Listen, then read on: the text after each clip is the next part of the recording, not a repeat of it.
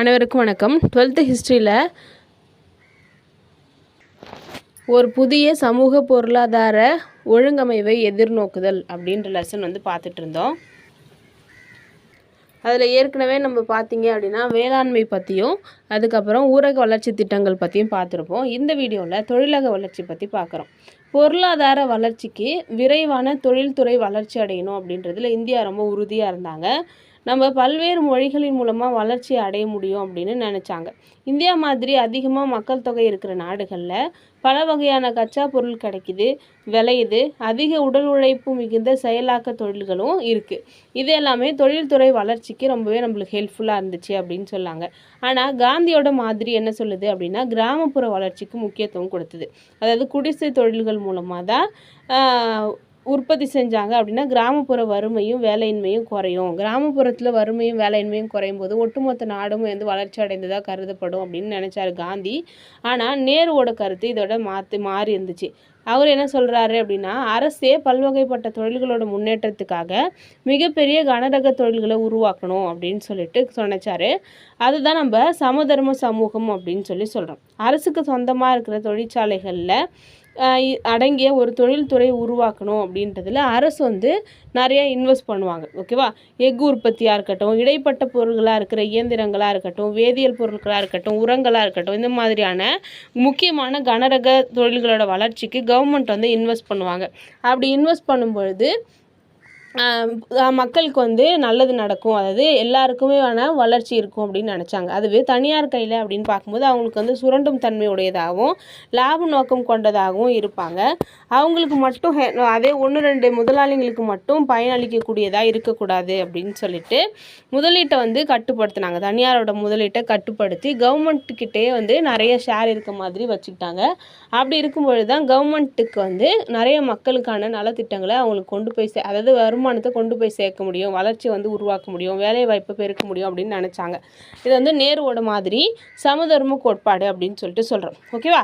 First தொழில் கொள்கை, இந்த நோக்கங்கள் தான் நம்ம பார்த்தோம் இல்லையா? மக்களுக்கு எல்லாருக்கும் சமதர்ம முறையில் நல்லது நடக்கணும், நாட்டோட வளர்ச்சி இருக்கணும், வேலை வாய்ப்பை அதிகரிக்கணும், வறுமையை குறைக்கணும். இதெல்லாம் தான் முக்கியமான நோக்கம். இந்த நோக்கங்கள்லாம் மேம்படுத்தணும் அப்படின்றதுக்காக நிறைய தொழில் கொள்கைகளை அறிவித்தாங்க. ஒரு தொழில் கொள்கையோட வருஷமும் நீங்கள் ஞாபகம் வச்சுக்கணும். அது மட்டும் இல்லாமல் இந்த தொழில் கொள்கையில் முக்கியமாக என்ன பண்ணாங்க அப்படின்றதையும் ஞாபகம் வச்சுக்கணும்.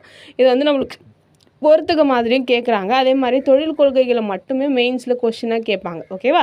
ஃபஸ்ட்டு 1948 ஆஃப்டர் இண்டிபெண்டன்ஸ்க்கு அப்புறம் ஒரு வருஷத்துலேயே என்ன பண்ணுறாங்க அப்படின்னா முதல் தொழில் கொள்கையை அறிவிச்சுக்கிறாங்க. இதில் என்ன சொல்கிறாங்க அப்படின்னு பார்த்துக்கோங்க. ஒரு தொழிலகங்கள், அதாவது தொழிற்சாலைகளை 4 டைப்பாக பிரிக்கிறாங்க இந்த தொழில் கொள்கைகளை. ஃபஸ்ட்டு துறை போர்த்துறை சார்ந்த தொழிலகம். ஃபஸ்ட்டு டைப் போர்த்துறை சார்ந்த தொழிலகங்கள். இதில் கவர்மெண்ட் மட்டும்தான் 100% இன்வெஸ்ட் பண்ணுவாங்க. எக்ஸாம்பிளுக்கு அணுசக்தி, ரயில்வே, ஆயுதங்கள், இராணுவ தளவாடங்கள், இது எல்லாமே போர்த்துறை சார்ந்த தொழிலகங்கள் அப்படின்னு சொல்லி பிரிச்சுட்டாங்க. கவர்மெண்ட் மட்டும்தான் 100% இன்வெஸ்ட் பண்ணுவாங்க. ரெண்டாவது தேசிய முக்கியத்துவம் வாய்ந்த 18 தொழில்கள். சரியா? இதில் என்னெல்லாம் வரும்னா கனரக இயந்திரங்கள், உரம், வீரியமிக்க ரசாயனங்கள், போர்க்கருவிகள். இது கவர்மெண்ட்டோட கட்டுப்பாட்டில் இருக்கும். சரியா? ப்ரைவேட் இன்வெஸ்ட் பண்ணிக்கலாம். ஆனால் முழு கட்டுப்பாடும் யார்கிட்ட தான்? கவர்மெண்ட் கிட்ட தான் இருக்கும். மூணாவது பொதுத்துறை மற்றும் தனியார் துறை. ஓகேவா? இதில் ரெண்டுலேயுமே இயங்குறோம். பொதுத்துறையிலையும் இருக்கலாம், தனியார்லேயும் இருக்கிறோம். அந்த மாதிரி தொழில்களை தனியாக பிரிச்சுருக்காங்க. நாலாவதாக தனியார் மட்டும் யூஸ் பண்ணுற மாதிரி இன்வெஸ்ட் பண்ணுற மாதிரி துறைகளை கொண்டு வந்தாங்க. இந்த 4 டைப்பாக 1948 தொழில் கொள்கையில் பிரிச்சுருக்காங்க. அடுத்தது 1956 ஒரு தொழில் கொள்கை வருது. இதுதான் உறுதியான கொள்கை அப்படின்னு சொல்லியிருக்காங்க. உறுதியான கொள்கை அறிக்கைன்னு எதை சொல்கிறாங்க அப்படின்னு சொல்லி கேட்பாங்க. 1956 சொல்கிறாங்க. இது என்ன பண்ணுது அப்படின்னா தொழிற்சாலைகளை 3 வகையாக பிரிக்கிறாங்க. ஃபஸ்ட்டு 4 வகையாக பிரித்தது, இப்போ 3 வகையாக பிரிக்கிறாங்க. AE அப்படின்னு சொல்லி பிரிக்கிறாங்க. இங்கிலீஷில் ABCன்னு பிரிச்சிருப்பாங்க. ஆளை பார்த்தீங்க ஃபஸ்ட்டில் என்ன பண்ணுவாங்க அப்படின்னா அரசோட ஃபுல் கண்ட்ரோலில் இருக்கும். ரெண்டாவது பார்த்தீங்க அப்படின்னா கவர்மெண்ட் புதிய தொழில்களை பொது யூனிட்டை தொடங்கலாம். அதே மாதிரி ப்ரைவேட்டும் யூனிட் தொடங்கலாம், விரிவாக்கலாம். ஓகேவா? மீதி இருக்கிற தொழில்கள்லாம் ஈல இருக்கும் அப்படின்னு சொல்லி பிரித்தாங்க. சரியா? 1951 இயற்றப்பட்ட தொழில் வளர்ச்சி மற்றும் முறைப்படுத்துதல் சட்டம். ஓகேவா? இந்த வருஷம் ஞாபகம் வச்சுக்கோங்க. 1951 என்ன சட்டம் அப்படின்னா தொழில் வளர்ச்சி மற்றும் முறைப்படுத்துதல் சட்டம். இது என்ன பண்ணுது அப்படின்னா தனியாரை வந்து கட்டுப்படுத்துது. ஓகேவா? தனியார் துறை வந்து ஒரு யூனிட்டை வந்து தொடங்குறதுக்கு வந்து என்ன பண்ணுவாங்கன்னா கவர்மெண்ட்டில் வந்து உரிமம் வாங்குவாங்க இல்லையா? அது மட்டும் இல்லாமல் எக்ஸ்டெண்ட் பண்ணுறதுக்கும் கவர்மெண்ட் கிட்ட வந்து என்ன பண்ணணும் அப்படின்னா பர்மிஷன் வாங்கணும். இந்த மாதிரி ப்ரைவேட்டோட அந்த அதிகாரத்தை வந்து கட்டுப்படுத்துறதுக்கு தான் வந்து 1951 தொழில் வளர்ச்சி மற்றும் முறைப்படுத்துதல் சட்டம் வந்து கொண்டு வந்தாங்க.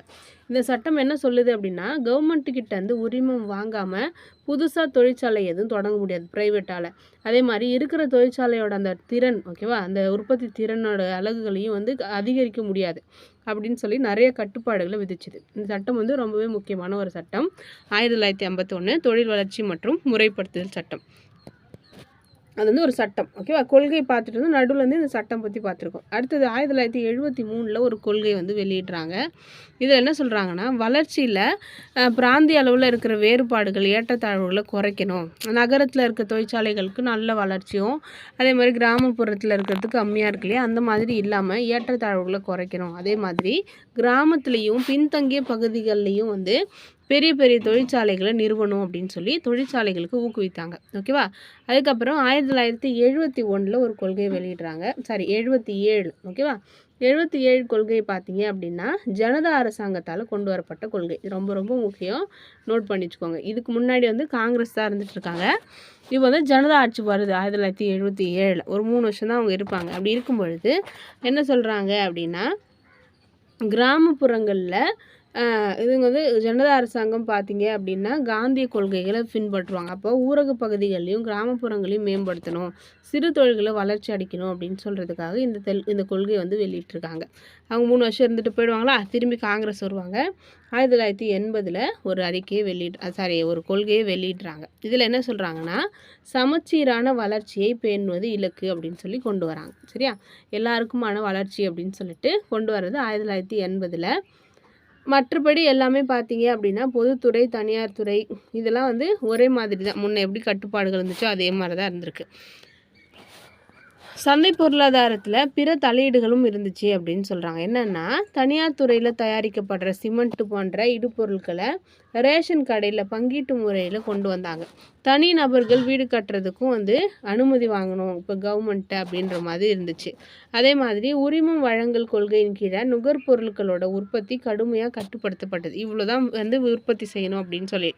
இதில் என்ன ஆச்சு அப்படின்னா அவங்க வந்து என்ன பிளான் பண்ணாங்க அப்படின்னா சமூகத்தில் வசதியானவங்க வசதி இல்லாதவங்களுக்கு நடுவில் இருக்கிற ஏற்றத்தாழ்வை குறைக்கணும் அப்படின்றதுக்காக தான் இந்த மாதிரி கொண்டு வந்தாங்க அப்படின்னு சொல்கிறாங்க. ஆனால் எஃகு, சிமெண்ட்டு மாதிரியான பொருளாதார வளர்ச்சிக்கு தேவைப்படுற பொருட்களும் வந்து தொழில்களுக்கு பயன்படுத்தப்படுறது உறுதி செஞ்சாங்க அப்படின்னு சொல்லியிருக்காங்க. சரியா? அதே மாதிரி பல முக்கியமான தொழில்களும் சேவைகளும் தேசியமயமாக்குனாங்க. எக்ஸாம்பிளுக்கு நிலக்கரி சுரங்கங்கள், பெட்ரோலிய நிறுவனங்கள், வங்கி, ஆயுள் காப்பீட்டு சேவைகள் இது எல்லாத்தையுமே வந்து என்ன பண்ணாங்கன்னா தேசியமயமாக ஆக்குனாங்க அப்படின்னு சொல்கிறாங்க. ஆனால் இப்போ பார்த்தீங்க அப்படின்னா இதில் நிறைய ப்ரைவேட்டும் வருது அப்படின்னு சொல்கிறாங்க. ஓகேவா? அடுத்தது பொதுத்துறை அப்படின்னு பார்க்குறோம்.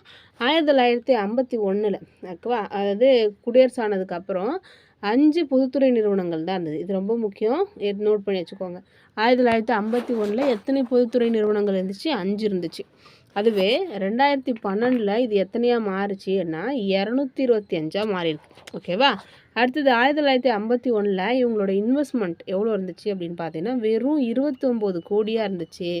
ஆனால் இப்போது 2012 டைமில் 7.3 லட்சம் கோடியாக உயர்ந்திருக்கு. ஓகே, அது அப்போது எந்த அளவுக்கு பொதுத்துறையில் இன்வெஸ்ட்மெண்ட் கூடியிருக்கு, எந்த அளவுக்கு தொழில் வளர்ச்சி இருக்குது அப்படின்றத நம்ம தெரிஞ்சுக்கிறோம். சரியா? 51 5 பொதுத்துறை வந்து 2012 225 மாறிச்சு. 29 கோடியாக இருந்த இன்வெஸ்ட்மெண்ட்டு 7.3 லட்சம் கோடியாக மாறியிருக்கு. சரியா? அடுத்தது கனரக தொழில்கள் அப்படின்னு பார்க்கும்பொழுது பொதுத்துறை நிறுவனங்கள் தான் அங்கே வந்து உருவாக்கணும் அப்படின்னு சொல்லிட்டு நினச்சாங்க. அங்கே 2 விஷயங்கள் அதில் நம்ம பார்க்குறோம். ஒன்று என்ன அப்படின்னா கருத்தியல் நிலையில் கவர்மெண்ட் வந்து எல்லாருக்குமே வளர்ச்சி அப்படின்றத நமக்கு கொண்டு வந்திருக்கோம். சமதர்மம் அப்படின்னு சொல்லி கொண்டு வந்ததுனால எல்லாருக்குமே முன்னேற்றம் அப்படின்னு சொல்லுது. 2வது வந்து பார்த்திங்க அப்படின்னா நடைமுறை சார்ந்தது அப்படின்னு சொல்கிறாங்க. கவர்மெண்ட் வந்து பொதுத்துறையில் வந்து எல்லா நிறுவனங்களையும் வச்சுக்கணும் அப்படின்னு நினைக்கும் பொழுது கவர்மெண்ட் வந்து அதிகமாக இன்வெஸ்ட் பண்ண வேண்டியிருந்தது. அப்போ இருந்த நம்மளோட காலத்தில் கவர்மெண்ட்டால் அந்த அளவுக்கு ப்ரைவேட்டில் வந்து இன்வெஸ்ட் பண்ண முடியல பொதுத்துறை நிறுவனங்கள். அது வந்து ஒரு சிக்கலான விஷயமா இருந்துச்சு அப்படின்னு சொல்கிறாங்க. அதனால் நம்ம ஒரு துறையில் வந்து ஒரு இன்வெஸ்ட்மெண்ட்டை தொடங்கி ஒரு தொழிற்சாலையை தொடங்கணும் அப்படின்னா அதுக்கு ரொம்ப நாள் டைம் எடுத்துக்கிச்சு அப்படின்னு சொல்கிறாங்க. அப்போது இது நம்ம என்ன சொல்கிறோம் அப்படின்னா நீண்ட கட்டுமான காலத்திட்டங்கள் அப்படின்னு அழைக்கிறாங்களாம். ஓகேவா? கவர்மெண்ட் வந்து முக்கியமான தொழில்களை ப்ரைவேட் கிட்ட கொடுக்காம மக்களுக்கு வந்து எல்லாம் நல்லது நடக்கணும், பொது தர்மம் அப்படின்னு சமதர்மம் அப்படின்னும் பொழுது ப்ரைவேட்டுக்கிட்ட கொடுக்காம கவர்மெண்ட்டே வந்து ஒரு யூனிட் தொடங்கணும் அப்படின்னா ரொம்ப டைம் எடுத்துச்சு. அதை வந்து நம்ம என்ன சொல்கிறோம், நீண்ட கட்டுமான காலத்திட்டங்கள் அப்படின்னு சொல்கிறோம். சரியா? அப்போது 1951 நம்மளால் இன்வெஸ்ட் பண்ணுறதுக்கு அப்படின்னு பார்த்தீங்கன்னா நம்மக்கிட்ட அந்த அளவுக்கு காசோ விருப்பமோ வந்து ப்ரைவேட்டுக்கிட்டேயும் இல்லை அப்படின்னு சொல்லியிருக்காங்க. சரியா? அதாவது ப்ரைவேட் வந்து நிறையா பணமும் வச்சில்ல, அவங்களுக்கு இன்வெஸ்ட்மெண்ட் பண்ணுற இஷ்டமும் இல்லை அந்த டைமில் அப்படின்னு சொல்லியிருக்காங்க. பிலாய், ரூர்கேலா, துர்காப்பூர், பொக்காரே இந்த 4 இடத்துல எஃகு தொழிற்சாலைகள் நிறுவியிருக்காங்க. அதுக்கப்புறம் 1950 இங்கிலாந்து, ஜெர்மனி, ரஷ்யா போன்ற நாடுகளோட ஒத்துழைப்போடையும் தொழில்நுட்ப உதவியோடையும் நம்மளுக்கு வந்து நிறைய இண்டஸ்ட்ரி தொடங்கினாங்க. அது என்னென்ன அப்படின்னு பார்த்தீங்கன்னா பாரத மிகுமின் நிறுவனம், அதான் பெல்லுன்னு சொல்கிறோம். பாரத் ஹெவி எலக்ட்ரிக்கல்ஸ் லிமிடெட்னு சொல்கிறோம். அடுத்தது ஹிந்துஸ்தான் மெஷின் டூல்ஸ். இந்த 2 பொறியியல் தொழிற்சாலைகளும் வந்து நம்மளுக்கு யாருக்கிட்டேருந்து உதவி வாங்கினாங்கன்னா ஜெர்மனிக்கிட்டேயும் ரஷ்யா கிட்டேருந்தும் ஹெல்ப் வந்து கேட்டு தான் இந்த 2 இன்வெஸ்ட்மெண்ட்டும் தொடங்கியிருக்காங்க. அதே மாதிரி தொழில்துறையிலையும் பொருளாதார வளர்ச்சியிலையும் ஏற்றத்தாழ்வுகள் இருக்கக்கூடாது அப்படின்றதுக்காக மூலக்கூறுகள் கிடைக்கிற இடத்துக்கு பக்கத்தில் இருக்க வேண்டிய தொழிற்சாலைகளை கொண்டு போய் கிராமத்தில் பின்தங்கிய பகுதிகளில் அமைச்சாங்க. ஓகேவா? மூலப்பொருள் கிடைக்கிற இடம் ஒன்றா இருக்கும், ஆனால் வந்து அங்கேயே வந்து நம்ம இண்டஸ்ட்ரி ஆரம்பித்தோம் அப்படின்னா அந்த இடத்துல மட்டும்தான் வளர்ச்சி இருக்கும் அப்படின்றதுனால இண்டஸ்ட்ரியை தூக்கிட்டு போயிட்டு ஒரு வேறு இடத்துல வளர்ச்சி கம்மியான பகுதிகளில் பின்தங்கிய பகுதிகளில் வச்சாங்க அப்படின்னு சொல்கிறாங்க. அப்படி பார்க்கும்போது பெல் நிறுவனம் பார்த்தீங்கன்னா ஃபஸ்ட்டு போபாலில் நிறுவனாங்க. அதுக்கப்புறம் அதோட கிளைகளை எங்கெல்லாம் வச்சாங்க அப்படின்னு பார்த்தீங்கன்னா திருச்சிராப்பள்ளி, ஹைதராபாத், ஹரித்வார் இந்த மாதிரி இடத்துலலாம் கட்டினாங்க அப்படின்னு சொல்கிறாங்க. அதே மாதிரி எஃகு தொழிற்சாலைகளில் ஒரிசா, பீகார், மேற்கு வங்காளம் இந்த மாதிரி பின்தங்கிய மாநிலத்தோட பின்தங்கிய பகுதிகளில் நிறுவனாங்க அப்படின்னு சொல்லியிருக்காங்க. அதே மாதிரி பொதுத்துறை நிறுவனங்கள் தேசிய கருவூலத்துக்கு தன்னோட பங்கை நல்கியதுனால அதோட லாபம் வந்து ஒரு பகுதி மத்திய அரசுக்கு சென்றுச்சு அப்படின்னு சொல்கிறாங்க. இந்த மாதிரி பொதுத்துறையோட வளர்ச்சி நாட்டை வந்து தொழில்துறையில் திறன் கொண்டதாக உருவாக்குனதோடு இல்லாமல் பல பொருளாதார சமூக தேவைகளையும் நிறைவு பண்ணுச்சு அப்படின்னு சொல்கிறாங்க. பொதுத்துறையில் தொழில் நிறுவனங்களுக்கு ஏற்பட்ட நெருக்கடிகள் என்னென்ன அப்படின்னு பார்க்குறோம். 1991 பொதுத்துறை சார்ந்த தொழில் நிறுவனங்கள் கடுமையான பிரச்சனைகளை சந்திச்சுது அப்படின்னு சொல்கிறாங்க. இது வந்து நம்மளுக்கு புக் பேக்கில் இந்த கொஷின் இருக்குது, பார்த்துக்கோங்க. பொதுத்துறை சார்ந்த தொழில் நிறுவனங்கள் கடுமையான பிரச்சனைகளை சந்தித்து கொண்ட காலம் எது அப்படின்னே கேட்டிருக்காங்க. 1991 என்ன ஆச்சு அப்படின்னா ஒட்டு மொத்தமாக அவங்க லாபத்தை காண்பிக்கும்போது லாபத்தில் கிட்டத்தட்ட பாதி வந்து யார் கொடுத்தாங்க அப்படின்னா பெட்ரோலிய நிறுவனங்கள் தான் கொடுத்துச்சு. ஓகேவா? நிறைய கவர்மெண்ட் கிட்ட இருந்த தொழிற்சாலைகளில் நஷ்டம் தான் வந்துச்சு அப்படின்னு சொல்கிறாங்க. அதே மாதிரி பிரச்சனையோட ஒரு பகுதி எது அப்படின்னு பார்த்தீங்கன்னா போர்த்துறை சாராத சுற்றுலா, தங்கும் விடுதிகள், நுகர்வு பொருட்கள் இதெல்லாம் வந்து நம்மளுக்கு கவர்மெண்ட் எடுத்து நடத்தும் போது கவர்மெண்ட்டுக்கு லாபமே இல்லை அப்படின்னு சொல்கிறாங்க. ஃபார் எக்ஸாம்பிள் 1970களில் டிவி தயாரிக்கிற தொழிற்சாலைகள்லாம் கவர்மெண்ட் கிட்ட தான் இருந்தது, பப்ளிக் செக்டாரில் தான் இருந்துச்சு அப்படின்னு சொல்லியிருக்காங்க. அப்போது இதெல்லாம் வந்து பார்த்திங்க அப்படின்னா நஷ்டத்தில் போச்சு அப்படின்னு சொல்கிறாங்க. ஒரு ப்ரைவேட் செக்டர் ஒரு பொதுத்துறை நிறுவனத்தில் வந்து ஒரு கம்பெனியை உருவாக்கணும், ஒரு தொழிற்சாலையை உருவாக்கணும் அப்படின்னா அதுக்கு இடத்த செலக்ட் பண்ணுவாங்க இல்லையா, அதில் கூட நிறையா பிரச்சனைகள், மாறுபட்ட கருத்து வேறுபாடுகள்லாம் இருந்துச்சு அப்படின்னு சொல்கிறாங்க. அது மட்டும் இல்லாமல் ஒரு தொழிற்சாலை கட்டுறாங்க அப்படின்னா கட்டி முடிக்கிறதுக்கு ரொம்ப லேட் பண்ணாங்க. அது மட்டும் இல்லாமல் அது செலவு ரொம்ப அதிகமாச்சு அப்படின்னு சொல்கிறாங்க. நிர்வாக செலவுகள் எல்லாமே ரொம்ப அதிகமானது அப்படின்னு சொல்லியிருக்காங்க.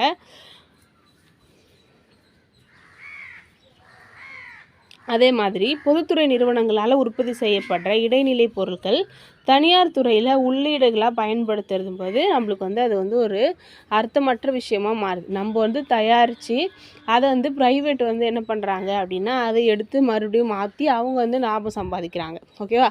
அது வந்து ரொம்ப தப்பாக இருந்தது அப்படின்னு சொல்கிறாங்க.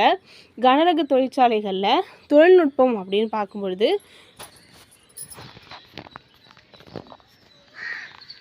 தொழில்நுட்பத்தில் நிறைய மிஷின்ஸ் வந்து வேலை செய்யுது. அப்படி வேலை செய்யும்போது மனுஷங்களோட தேவை அங்கே வந்து ரொம்ப கம்மியாகுது. அதனால் பார்த்தீங்க அப்படின்னா நிறுவனங்களை இயக்குறதுக்கு ரொம்ப அதிகமாக செலவாச்சு அப்படின்னு சொல்கிறாங்க. இந்த பிரச்சனைகள் எல்லாத்தையுமே அங்கீகரித்து அரசு என்ன பண்ணுறாங்க அப்படின்னு பார்த்தீங்கன்னா 1991 எந்தெந்த தொழிற்சாலைகள்லாம் போர்த்துறை சாராத தொழிற்சாலைகளில் எங்கெல்லாம் நஷ்டம் வருதோ அதிலெல்லாம் வந்து டிஸ்இன்வெஸ்ட்மெண்ட் வந்து கொண்டு வந்தாங்க அப்படின்னு சொல்கிறாங்க. ஓகேவா? முதலீடுகள் வந்து என்ன பண்ணுவாங்க அப்படின்னா திரும்ப பெறுவாங்க. கவர்மெண்ட் வந்து அவங்களோட பங்கில் வந்து அவங்க என்ன பண்ணுவாங்கன்னா தனியாருக்கு கொடுப்பாங்க. இதுதான் நம்ம டிஸ்இன்வெஸ்ட்மெண்ட் அப்படின்னு சொல்லுவோம். ஒரு பொதுத்துறைனா 50% மேலே வந்து யார் இன்வெஸ்ட் பண்ணியிருப்போம்னா கவர்மெண்ட் இன்வெஸ்ட் பண்ணியிருக்கோம். அப்போ அந்த இன்வெஸ்ட்மெண்ட் வந்து குறைச்சிக்கிறாங்க. அதுதான் வந்து டிஸ்இன்வெஸ்ட்மெண்ட் அப்படின்னு சொல்கிறோம்.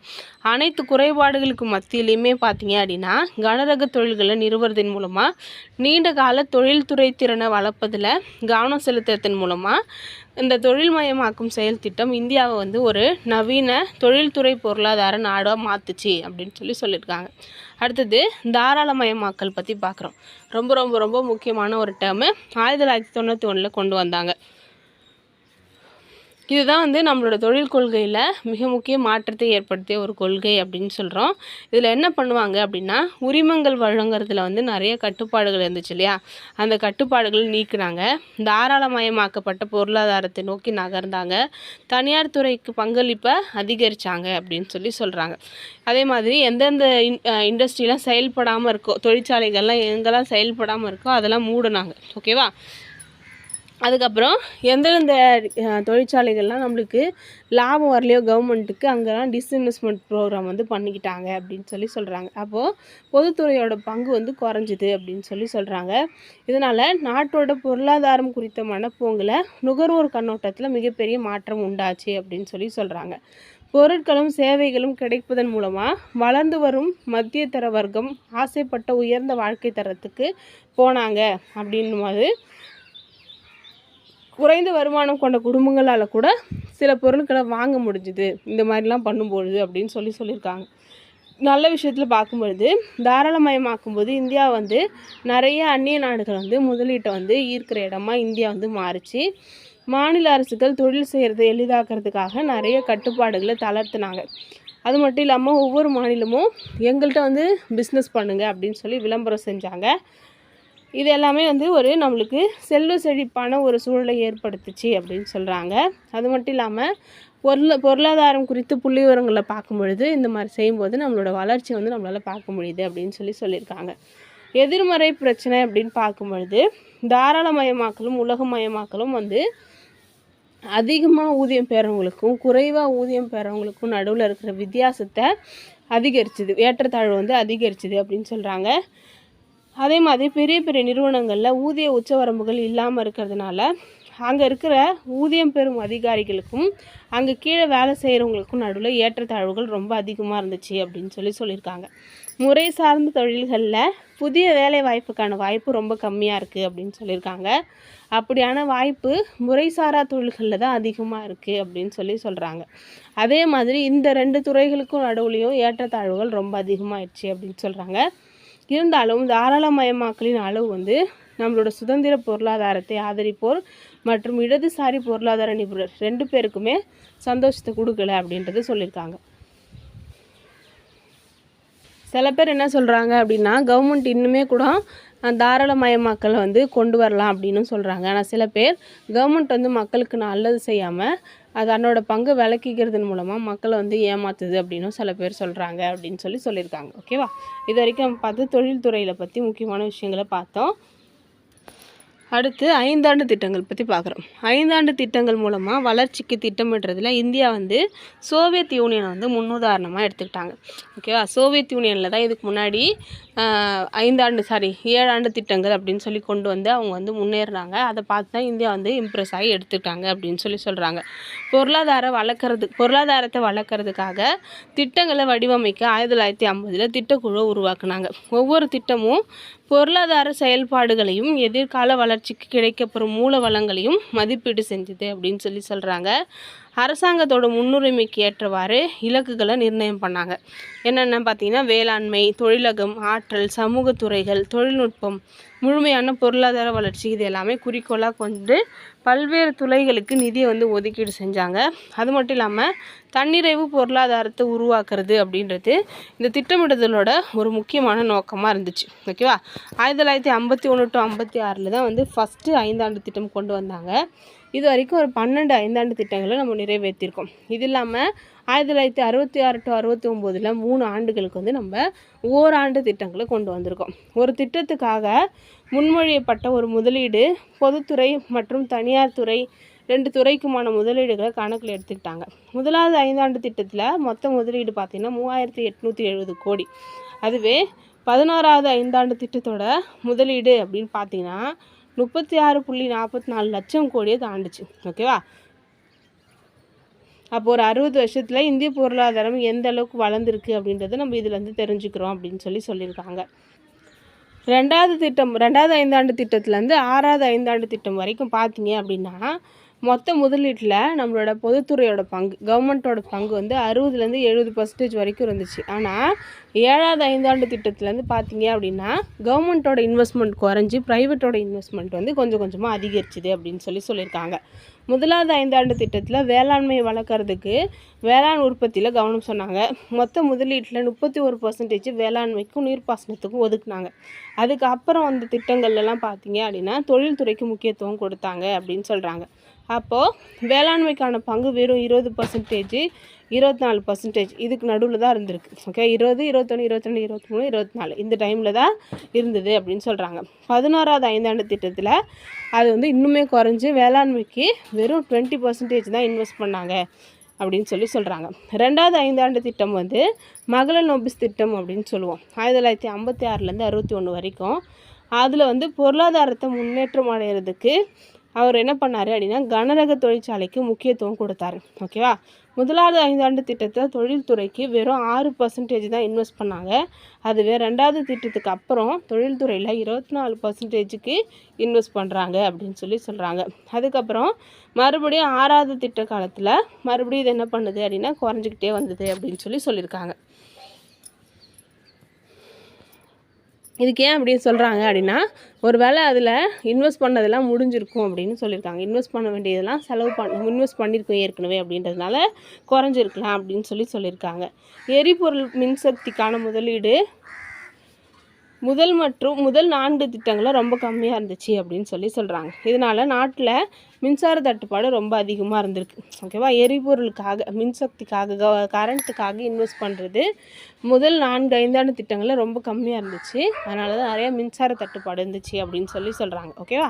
அதே மாதிரி முதல் 2 திட்டங்களும் ஓரளவுக்கு வளர்ச்சியை வந்து 4% வளர்ச்சியை இலக்காக கொண்டு வச்சுருந்தாங்க. ஓகேவா? வளர்ச்சி இலக்கு 4%ன்னு ஃபிக்ஸ் பண்ணியிருந்தாங்க. அதனால் ஃபஸ்ட்டு ஒரு 4 திட்டங்களுமே பார்த்தீங்க அப்படின்னா ரொம்ப கம்மியான வளர்ச்சியை வந்து இலக்காக வச்சதுனால ஜெயிச்சுது. ஓகேவா? அதை நம்ம என்ன சொல்கிறோம் அப்படின்னா இந்து வளர்ச்சி வீதம் அப்படின்னு சொல்கிறோம். ஓகேவா? இந்த 4 திட்டமே வெற்றி பெற்ற திட்டங்களாக அறிவிக்கப்பட்டது. அதுக்கப்புறம் அந்த திட்டங்கள் பார்த்தீங்க அப்படின்னா நிறைய திட்டங்கள் வந்து நிர்ணயிக்கப்பட்ட இலக்கை அடைய முடியாமல் போச்சு. ஓகேவா? 4வது திட்டத்துலேருந்து நம்ம வறுமை ஒழிப்புக்கு முக்கியத்துவம் கொடுத்தாங்க. இதனால் திட்டமிடும் செயல்பாட்டில் சமூக நோக்கங்களும் இணைக்கப்பட்டது அப்படின்னு சொல்கிறாங்க. அதே மாதிரி 6வது திட்ட காலத்திலேருந்து மறுபடியும் திட்டமிட்ட இலக்குகளை நிர்ணயித்தாங்க, அதாவது அடைஞ்சாங்க அப்படின்னு சொல்லியிருக்காங்க. அது 8வது திட்ட காலம் 1992 to 97 பொருளாதாரத்தை தாராளமயமாக்குனாங்க. இது கேட்பாங்க.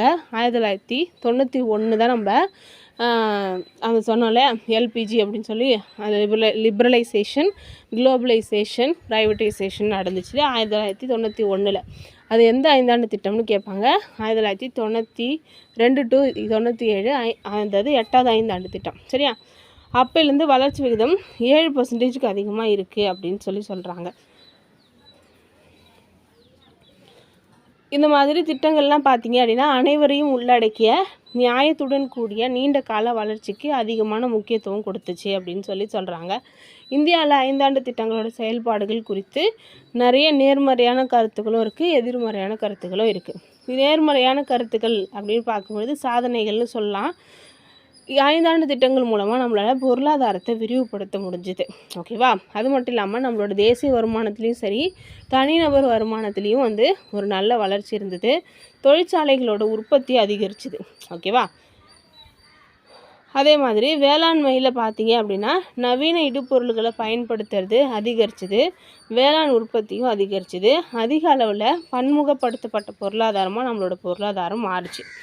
1951லேருந்து 2017 வரைக்கும் 12 ஐந்தாண்டு திட்டங்களை நம்ம கொண்டு வந்திருக்கோம். ஓகேவா? இதில் 2012 to 17 கடைசி ஐந்தாண்டு திட்டம் தான் 12வது ஐந்தாண்டு திட்டம். அதுக்கப்புறம் 2015 திட்டக்குழுவை கலைச்சிட்டாங்க. அதுக்கு பதிலாக நிதி ஆயோக் அப்படின்ற ஒரு அமைப்பு கொண்டு வந்தாங்க. அதை பற்றி நம்ம ஃபஸ்ட்டு கல்வி அப்படின்னு கொடுத்துருக்காங்க. கல்வி மற்றும் சுகாதாரம் ரெண்டுமே சமூகத்துறையில் இடம்பெற்றிருக்கிறதோட கல்வியின் நிலையும் சுகாதார குறிப்பான்களுமே ஒரு நாட்டோட சமூக வளர்ச்சியை மதிப்பிடுறதுக்கான அளவுகோலாக இருக்குது. ஒரு நாட்டில் கல்வி எந்த அளவுக்கு இருக்குது, சுகாதாரம் எந்த அளவுக்கு இருக்குது அப்படின்றது தெரிஞ்சுக்கிட்டோன்னா அந்த நாடு ஒரு வளர்ச்சி அடைந்த நாடா இல்லை ஏழை நாடா அப்படின்றத நம்ம தெரிஞ்சுக்கலாம். அதுதான் நம்ம இண்டிகேட்டர்னு சொல்கிறோம். அப்போது இந்தியாவில் 1951 எழுத்தறிவோட நிலை வெறும் 18.3% தான் இருக்குது. நம்மளுக்கு எழுத்தறிவு அப்படின்னா என்னென்னா ஒருத்தவங்க தன்னோட பேரை எழுதவும் படிக்கவும் தெரிஞ்சுது அப்படின்னா அதை தான் எழுத்தறிவு அப்படின்னு சொல்கிறோம். ஓகேவா? தன்னோட பேரை எழுத தெரிஞ்சாலே போதும் எழுத்தறிவு பெற்றவர்னு சான்று கொடுப்பாங்க. அப்போது தன்னோட பேரையே எழுத தெரியாமல் எவ்வளோ பேர் இருந்தாங்க 1951ன்னு பார்த்துக்கோங்க. வெறும் 18.3% பேருக்கு தான் எழுத்தறிவு இருந்துச்சு. அதுவே 2011 இது எப்படி மாறி இருக்கு அப்படின்னா 74% உயர்ந்திருக்கு. ஓகேவா? இப்போது ஆண்களில் 82% பேரும் பெண்களில் 65% பேரும் எழுத்தறிவு பெற்றவர்களாக இருக்காங்க. ஓகேவா? இருந்தாலும் பெண்கள் இதில் பின்னடைவோடு தான் இருக்காங்க அப்படின்னு சொல்கிறாங்க. அது மட்டும் இல்லாமல் தொடக்க கல்வியிலேருந்து உயர்நிலை கல்வி வரைக்கும் இருக்கிற பள்ளிகளோட எண்ணிக்கை ரொம்ப அதிகரிச்சிருக்கு.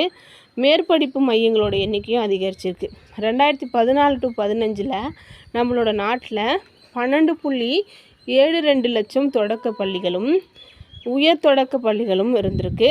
2.45 லட்சம் இடைநிலை மற்றும் மேல்நிலை பள்ளிகள் இருந்திருக்கு. 38,498 கல்லூரிகளும் 43 மத்திய பல்கலைக்கழகங்களும் 316 மாநில பல்கலைக்கழகங்களும் 122 நிகர்நிலை பல்கலைக்கழகங்களும் 181 மாநில தனியார் பல்கலைக்கழகங்களும் செயல்பட்டுருக்கு. ஓகேவா? சும்மா தெரிஞ்சு வச்சுக்கோங்க. நகர மற்றும் கிராமப்புறங்களில் இடை நிற்கும் குழந்தைகள் பெரும்பாலும் ஏழை குடும்பங்களை சார்ந்தவங்களாக தான் இருக்காங்க. அதுலேயும் குறிப்பாக பெண்கள் தான் இடைநிற்றலில் அதிகமாக இருந்திருக்காங்க. அதே மாதிரி சேர்க்கை விகிதத்துலேயும் சரி, இடைநிற்றல் விகிதத்துலேயும் சரி பிராந்திய வேறுபாடுகள் நிறையா. ஒரு சிட்டி சைடில் பார்த்தீங்க அப்படின்னா கம்மியாக இருக்கும். அதே கிராமப்புறம் பின்தங்கிய பகுதிகள் மலைப்பகுதிகளில் ரொம்பவே அதிகமாக இருந்திருக்கு இடைநிற்றல் அப்படின்னு சொல்கிறாங்க. அதே மாதிரி பின்தங்கிய மாநிலங்கள்லேயும் பின்தங்கிய பகுதிகள்லேயும் பள்ளி கல்வியோட நிலை ரொம்ப மோசமாக இருந்திருக்கு. ஓகேவா? அப்போது பசங்க ஸ்கூலில் இடைநிற்கிறத குறைக்கணும் அப்படின்றதுக்காக கவர்மெண்ட் என்ன பண்ணுறாங்க அப்படின்னா அனைவருக்கும் கல்வி திட்டம் சர்வ சிக்ஷா அபியான் அப்படின்னு கொண்டு வந்தாங்க. அடுத்ததாக அனைவருக்கும் இடைநிலை கல்வி திட்டம் ராஷ்ட்ரிய மத்தியமிக் சிக்ஷா அபியான் அப்படின்னு கொண்டு வராங்க. அடுத்தது இந்த 2 திட்டத்தையும் சேர்த்து இப்போது ஒருங்கிணைந்த பள்ளி கல்வி திட்டம் அப்படின்னு கொண்டு வந்திருக்காங்க. சமக்ர சிக்ஷா அபியான் அப்படின்னு இந்த மாதிரி திட்டங்கள்லாம் இப்போ குழந்தைங்க இடைநிற்றலை தடுக்கணும் அப்படின்றதுக்காக கொண்டு வந்த திட்டங்கள். சரியா? அடுத்தது அறிவியல் மற்றும் தொழில்நுட்பத்தில் பார்க்குறோம். இந்தியா அறிவியல் ஆய்வு மற்றும் தொழில்நுட்ப நிறுவனங்களை வளர்த்தெடுக்கிறதுல பல முன்னேற்றங்கள் கண்டிருக்கு. விடுதலைக்கு முன்னாடி இந்தியாவில் பார்த்தீங்கன்னா ஒரே ஒரு அறிவியல் ஆய்வு நிறுவனம் தான் இருந்துச்சு. அது என்னென்னா 1909 ஜேஆர்டி டாட்டா மற்றும் மைசூர் மகாராஜா இவங்க 2 பேரோட நிதியுதவியில் பெங்களூரில் அமைக்கப்பட்ட இந்திய அறிவியல் நிறுவனம் தான் அது. ஓகேவா? 1999 ஜேஆர்டி டாட்டாவும் மைசூர் மகாராஜாவும் சேர்ந்து பெங்களூரில் வச்சுருந்த ஒரே ஒரு நிறுவனம் இந்தியன் இன்ஸ்டிடியூட் ஆஃப் சயின்ஸ் மட்டும்தான். சுதந்திரத்துக்கு முன்னாடி நம்மக்கிட்ட இருந்த ஒரே ஒரு அறிவியல் நிறுவனம். சரியா? அதுக்கப்புறம் 1945 முனைவர் ஹோமி ஜே பாபா அப்படின்றவர் டாட்டா என்பவரோட நிதி உதவியோட டாட்டா அடிப்படை ஆராய்ச்சி நிறுவனம் அப்படின்னு சொல்லி ஒரு நிறுவனத்தை தொடங்குறாரு. Tata institute of fundamental research அப்படின்னு சொல்லி. ஓகேவா? அடுத்து கணிதம் மற்றும் அறிவியல் ஆகிய துறைகளை ஆய்வுகளை ஊக்குவிக்கணும் அப்படின்றதுக்காக தான் இந்த Tata institute of fundamental research தொடங்கினாங்க. அதுக்கப்புறம் பூனேயில் தேசிய வேதியியல் ஆய்வகம் அமைச்சிருக்காங்க. புதுடெல்லியில் தேசிய இயற்பியல் ஆய்வகம் இருக்காங்க. இவங்க எல்லாமே ஆஃப்டர் இண்டிபெண்டன்ஸ்க்கு அப்புறம் அமைக்கப்பட்ட நிறுவனங்கள் அப்படின்னு சொல்கிறாங்க. அது முதலாகவே அறிவியல் துறையில் நம்ம வானியற்பியல், அதாவது ஆஸ்ட்ரோஃபிசிக்ஸ், மண்ணியல் ஜியாலஜி, அதுக்கப்புறம் சார் இயற்பியல் அப்படின்னு சொல்லப்படுற நிலவியல் சார் இயற்பியல் ஜியோஃபிசிக்ஸ், உயிரணு மற்றும் மூலக்கூறு உயிரியல் செல்லுலார் அண்ட் மாலிகுலர் பயாலஜி, கணித அறிவியல்கள் மேத்தமேட்டிக்கல் சயின்சஸ், இந்த மாதிரி பல பிரிவுகளில் ஆய்வுகளை மேற்கொள்ள பல நிறுவனங்கள் வளர்ந்துட்டுருக்கு தொடங்கினாங்க. அறிவியல் மற்றும் தொழிலக ஆய்வு மன்றம் அப்படின்னு சொல்லப்படுற council of scientific and research industrial research CSIR அப்படின்ற ஒரு குடையின் கீழே நிறைய ஆய்வு நிறுவனங்கள் இயங்கிட்டு வருது. அது மட்டும் இல்லாமல் இந்த CSIR பயன்பாட்டு அறிவியல் களங்களான இயந்திரங்கள், மருந்துகள், விமானங்கள் குறித்த ஆய்வுகளையும் செய்கிறாங்க. சரியா? அடுத்தது அணுசக்தி ஆணையம் அப்படின்னு ஒரு ஆணையம் இருக்குது. அணு அறிவியலோட வளர்ச்சிக்கு ஒரு முக்கிய முகமையாக அது செயல்படுது. நோடல் ஏஜென்சியாக அணுசக்தி ஆணையம் செயல்படுது. அணுசக்தி உற்பத்தி அணு ஆயுத உற்பத்தி இது ரெண்டுத்துக்குமே இந்த நோடல் ஏஜென்சியான அணுசக்தி ஆணையம் தான் பார்த்துக்கிறாங்க. அது மட்டும் இல்லாமல் இந்த அணுசக்தி ஆணையம் பார்த்திங்கன்னா போர்த்திறன் சார்ந்து முக்கியத்துவம் பெற்றது அப்படின்னு சொல்கிறாங்க. அது மட்டும் இல்லாமல் நிறைய அறிவியல் ஆய்வுகளுக்காக இந்த நிறுவனம் ஃபண்டிங் பண்ணுறாங்க. அது மட்டும் இல்லாமல் இப்போது வேளாண்மையிலையும் நம்ம அறிவியல் ஆய்வில் ரொம்ப முக்கியமான இடத்துல இருக்கோம். இதில் பார்த்திங்கன்னா Indian council of agriculture research, அதாவது இந்திய வேளாண் ஆய்வு கழகம் தான் வேளாண்மையில் நம்மளோட ரிசர்ச் எல்லாத்தையும் ஒருங்கிணைக்கிறாங்க அப்படின்னு சொல்கிறாங்க. இது மட்டும் இல்லாமல் மீன் வளர்ப்பு, வனங்கள், பால்வளம், தாவர மரபியல், உயிரி தொழில்நுட்பம், இந்த மாதிரி பயிர் வகைகளுக்கு நெல், உருளைக்கிழங்கு, கிழங்கு வகைகள், பழங்கள், பூச்சிகளை கட்டுப்படுத்துதல், இந்த மாதிரி நடவடிக்கைகளுக்கும் இந்த அமைப்பு தான் துணையாக இருக்காங்க. அது மட்டும் இல்லாமல் வேளாண் பல்கலைக்கழகங்கள் அப்படின்னு பார்க்கும் பொழுது 67 வேளாண் பல்கலைக்கழகங்கள் இருக்குது. அதில் 3 பல்கலைக்கழகங்கள் தமிழ்நாட்டில் இருக்குது அப்படின்றத சொல்லியிருக்காங்க.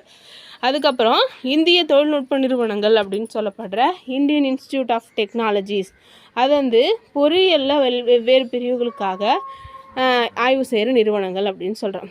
முதல் ஐஐடி காரக்பூரில் நிறுவினாங்க. அதுக்கப்புறம் டெல்லி, பம்பாய், கான்பூர், சென்னை இந்த மாதிரி இடத்துலையும் நிறுவினாங்க. இப்போது நாட்டில் 23 ஐஐடி இருக்குது. அது மட்டும் இல்லாமல் 31 NIT இருக்குது. நேஷ்னல் இன்ஸ்டிடியூட் ஆஃப் டெக்னாலஜி அப்படின்னு 23 IIIT இருக்குது. Indian institute of information technology, அதாவது தகவல் தொழில்நுட்ப நிறுவனங்கள் இருக்குது. இதெல்லாமே நம்ம அறிவியல் தொழில்நுட்பத்தில் எந்த அளவுக்கு முன்னேறி இருக்கோம் அப்படின்றத காட்டுது. ஆனாலும் நம்மளோட அறிவியல் ஆய்வுகள் பார்க்கும்பொழுது சைனா மற்றும் பல்வேறு வளர்ந்த நாடுகளில் செய்கிற ஆய்வுகளுக்கு நம்ம போனோம் அப்படின்னா இன்னுமே நம்ம ரொம்ப தூரம் பயணிக்க வேண்டியிருக்கு அப்படின்னு சொல்லியிருக்காங்க. அறிவியல் ஆய்வில் நம்ம ரொம்ப அதிகமாக முன்னேறி இருந்தாலும் கூட நம்ம எட்ட வேண்டிய தூரங்கள் இன்னும் நிறையா இருக்குது அப்படின்னு சொல்லியிருக்காங்க. அவ்வளோதான் இந்த லெசனில் நம்ம பார்க்க வேண்டியதெல்லாம் பார்த்துட்டோம். நெக்ஸ்ட் வீடியோவில் இன்னொரு இம்பார்ட்டண்ட்டான லெசன் எடுத்து பார்க்கலாம். ப்ரிலிம்ஸ் பாயிண்ட் ஆஃப் வியூலும் சரி, மெயின்ஸ் பாயிண்ட் ஆஃப் வியூலும் சரி, இந்த லெசன் ரொம்பவே முக்கியமான லெசன். நெக்ஸ்ட் வீடியோவில் பார்க்கலாம். தேங்க்யூ.